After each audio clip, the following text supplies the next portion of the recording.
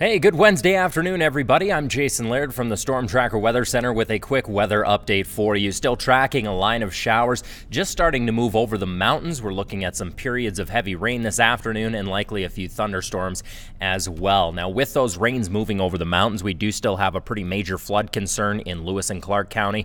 A couple new watches as well. We'll break those down for you. So the areas in dark green, that's going to be an aerial flood advisory for Lewis and Clark County. That's kind of an all-encompassing advisory. All the creeks and streams in this area likely going to be running high and continuing to rise. Now, when we zoom in a little bit tighter, we'll break down this particular warning over top of Lincoln County, or excuse me, not Lincoln County. How about the town of Lincoln? That's going to be for culverts and drainages and some of the county roads in this area that are experiencing flooding. A little bit further south here, right on top of Helena. This particular warning, same as the last one, kind of all the drainage systems in this area are experiencing flooding, especially in Helena Valley, 7 Mile Creek, Prickly Pear, and 10 Mile. Those are all very, very flooded areas right now and will continue to be that way up through the next couple of days as we're tracking more rain showers. The newest flood watch here is going to be for the Sun River. Let's go ahead and break this guy down for you.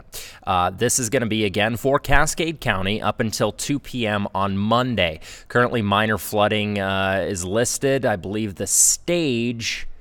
See, the flood stage is about 4.7, or excuse me, flood stage for this area of the river is 7.5. I'll spit it out. 7.5 feet is the flood stage, and it's expected to crest around 7.9 over the next few days. So Sims Road is expected to see some flooding here. So let me get my pointer.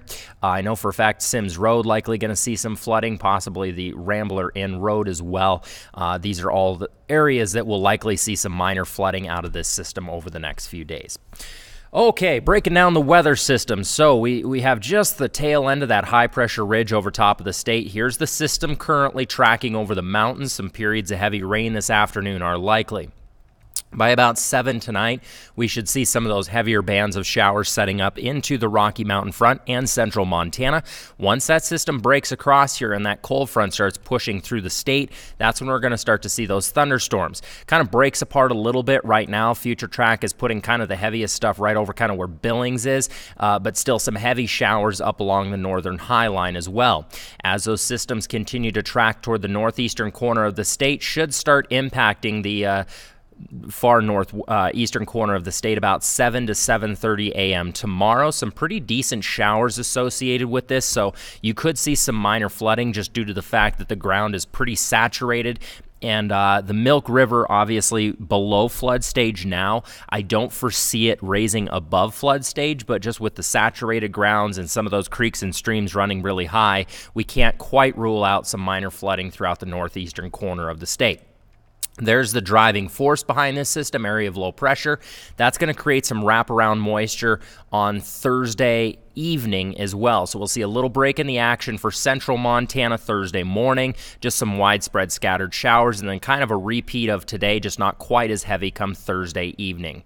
Little bit of a clearing there once we move into Friday morning, but still some wraparound moisture expected. So the story here is heavy showers expected to move through the area this afternoon associated with some thunderstorms. On Thursday, we're going to continue to see some wraparound moisture, more widespread, sporadic, isolated showers. Friday, even more sporadic, not quite as heavy. And then come Saturday morning, that system should start to move out, providing beautiful weather just in time for Mother's Day. Low temperatures tonight into the 40s across the board, 44 in Great Falls, 43 here in Helena. Quite a bit cooler due to this cold front sliding through the state. Looking at the 60s across the board tomorrow, 66 in Great Falls, Lewistown 61, Helena 67, with only the 40s, high 40s and 50s throughout the northeastern corner of the state. We'll have the latest updates tonight, 5:30 and 10 o'clock right here. Hope to see you then.